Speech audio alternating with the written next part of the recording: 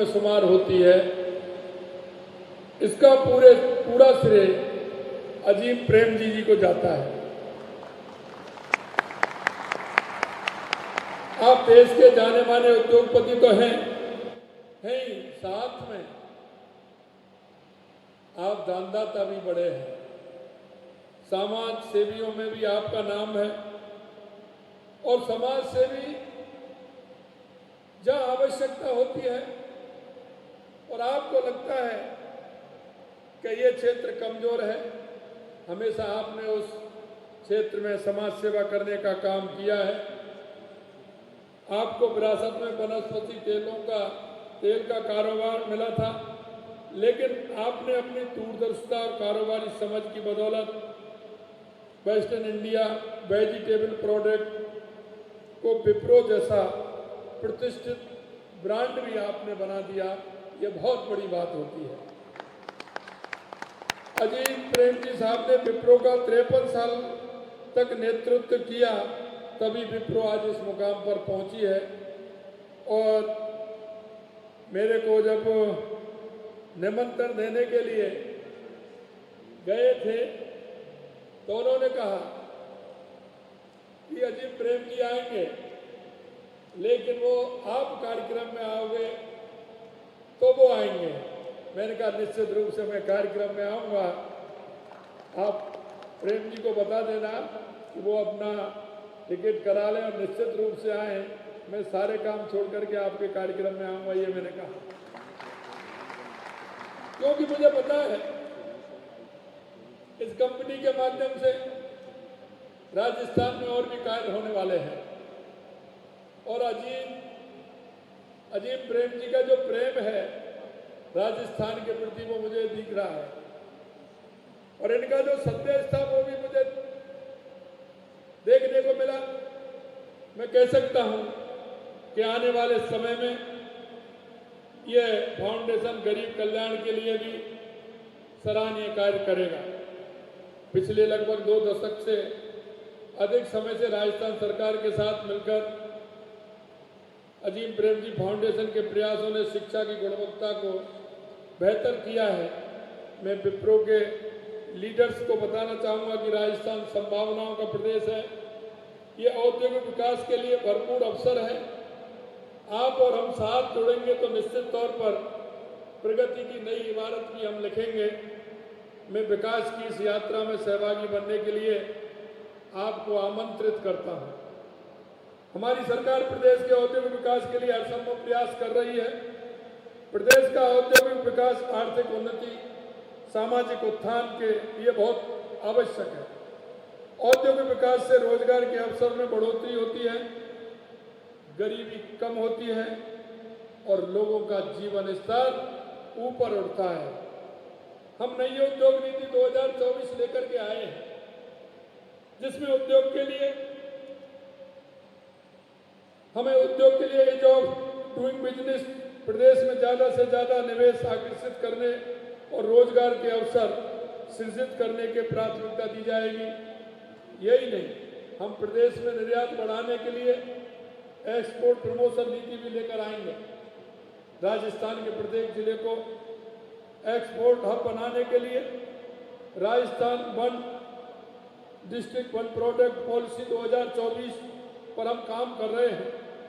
Logistic ecosystem विकसित करने और सप्लाई चेन सिस्टम को बेहतर बनाने के लिए Rajasthan warehousing and logistic policy भी हम लेकर के आएंगे। हम अपनी सरकार के पहले ही वर्ष में राजस्थान में निवेश को बढ़ावा देने के लिए 9 से 11 दिसंबर तक जयपुर में राजस्थान इन्वेस्टमेंट समिट आयोजित कर रहे हैं। मैं उसके लिए आप सभी को और ऐसे सभी आपके मित्रों जो उद्योग के क्षेत्र में राजस्थान के अंदर काम करना चाहते हैं, उन सभी को मैं यहाँ राजस्थान में आमंत्रित करना चाहता हूँ।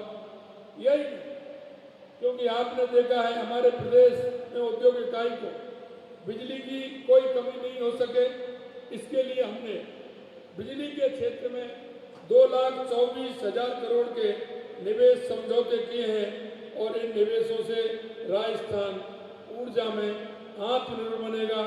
उद्योगों की उनकी मांग के अनुरूप पर्याप्त बिजली भी मिलेगी और मैं ये विश्वास दिलाता हूँ पर्याप्त पानी भी मिलेगा और पर्याप्त जमीन भी आपको मिलेगी। और सरकार की तरफ से आपको लोग कहते आए हैं लेकिन किया नहीं, लेकिन हम आपको विश्वास दिलाते हैं हमारा काम सिंगल विंडो के आधार पर होगा। और हमने पहले से ही सुनिश्चित किया है कि हम राजस्थान के अंदर 5-6 क्षेत्र हमने चिन्हित किए हैं और जहाँ जैसी आवश्यकता होगी उन क्षेत्रों को आगे बढ़ाते हुए हम पहले से ही ये निर्धारित कर रहे हैं कि कौन सा क्षेत्र किस बिजनेस के लिए, किस प्लांट के लिए ठीक रहेगा, उनको हमें सुनिश्चित भी किया है। और उसको हम पोर्टल पर डालते हुए आपका जो सुझाव होगा उसको भी लेंगे। राजस्थान आधारभूत ढांचे के स्तर पर अग्रणी राज्यों में शुमार हो गया। आपने देखा होगा दिल्ली मुंबई एक्सप्रेस वे राजस्थान से होकर गुजरने से दिल्ली एनसीआर और मुंबई जैसे बड़े बाजारों से प्रदेश की कनेक्टिविटी सुगम हुई है। हम राज्य में सड़कों के निर्माण और सुधार पर विशेष ध्यान दे रहे हैं। हम 5 साल में 53,000 किलोमीटर लंबा सड़क माहौल बना। इस मौके पर मैं आप सभी को एक बार फिर राजस्थान की विकास यात्रा में साथ जुड़ने के लिए आप सभी को मैं आमंत्रित करता हूं। और एक आपको मैं धन्यवाद भी देना चाहता हूं। आपने कहा कि हमारे यहाँ 35% हमारी बहनें इस प्लांट के अंदर काम करती हैं। निश्चित रूप से एक अच्छी बात है, आपने एक अच्छी शुरुआत की है, उसके लिए भी मैं आप सभी को बहुत बहुत धन्यवाद देना चाहता हूं। क्योंकि हमारे राज्य का विकास, हमारे देश का विकास युवा, महिला, किसान, मजदूर इन पर आधारित होता है।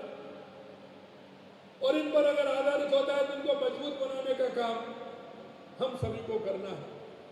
मैं आपसे इतना ही कहना चाहता हूं, देश के यशस्वी प्रधानमंत्री नरेंद्र मोदी जी, आपने देखा होगा 2014 के बाद देश के अंदर जो परिवर्तन हुआ है, चाहे वो हमारी गरीब कल्याण की योजनाएं हो, चाहे हमारे विकास की योजनाएं हो, या हमारा आतंकवाद नक्सलवाद से मुक्ति हो, या दुनिया में बढ़ता हुआ भारत का गौरव हो, ये 2014 के बाद देश के यशस्वी प्रधानमंत्री नरेंद्र मोदी जी के नेतृत्व में आप देख रहे हैं। और मैं हमेशा कहता हूं कि विकास के लिए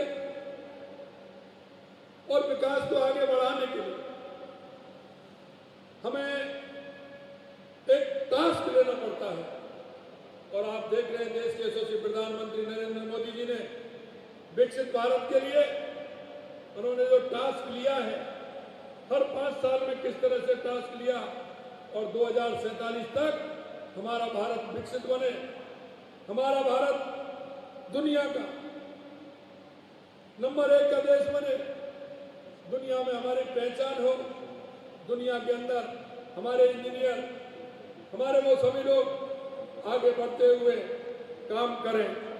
मैं आज इसी आशा और विश्वास के साथ आपने जिन इरादों से जिस राजस्थान के युवाओं को आगे बढ़ाने के लिए हम सब ने जिस तरह की काम किया है और आपने जो सोचा है, निश्चित रूप से आप इस क्षेत्र में और आगे बढ़ें। आइए हम नई ऊर्जा एवं मजबूती इरादों के साथ आगे बढ़ें, दुनिया को राजस्थान की प्रगति की शक्ति का देखने का मौका मिले और हम सब इस विकसित राजस्थान और विकसित भारत की उस धारणा को आगे बढ़ाते हुए हम काम करें। अंत में मैं इतना ही कहना चाहता हूं कि आप कोई भी काम करते हैं लेकिन उसमें सुधार की भी गुंजाइश होती है और आगे बढ़ने की भी गुंजाइश होती है। नए नए काम हम किस तरह से करें, मैं इतना ही आपको विश्वास दिलाना चाहता हूं। राजस्थान के अंदर आप काम करिए, निश्चित रूप से सरकार पूरी तरह से हर क्षेत्र में मदद करने के लिए तैयार है। हम आप पूरी तरह से, हमारी सरकार आप सभी की मदद करेगी और राजस्थान को एक विकसित राजस्थान, क्योंकि जो हमारे पास आवश्यकता है, हमारे पास 2 कमी थी लेकिन उनको भी हम पूरा कर रहे हैं। हमारे यहाँ बिजली की कमी, पानी की कमी, लेकिन हमारा ये वर्ष हमारा पानी और बिजली के लिए है। आपने देखा होगा पानी के क्षेत्र में भी हमने काम किया है पूरे राजस्थान के अंदर, और बिजली के क्षेत्र में भी काम किया है। आने वाले समय में किसी भी प्रकार की कोई कमी नहीं होगी। मैं पुनः आप सभी को आमंत्रित करता हूं राइजिंग राजस्थान की जो आगे दिसंबर में होने वाला है, उसके लिए पुनः आप सभी को आमंत्रित करना चाहता हूं। आप सभी ने बुलाया, मान सम्मान दिया, और इसका आज एक जयपुर के अंदर एक अच्छा कार्यक्रम हुआ, उद्घाटन हुआ। आज से ये काम करेगा, इसके लिए मैं आप सभी को पुनः बहुत बहुत बधाई देना चाहता हूँ। आप सभी को बहुत बहुत धन्यवाद। जय हिंद, जय भारत, जय राजस्थान। जी हाँ, तो विप्रो हाइड्रो प्लांट का शुभारंभ किया है सीएम भजनलाल शर्मा ने। जैसा कि आपने देखा कि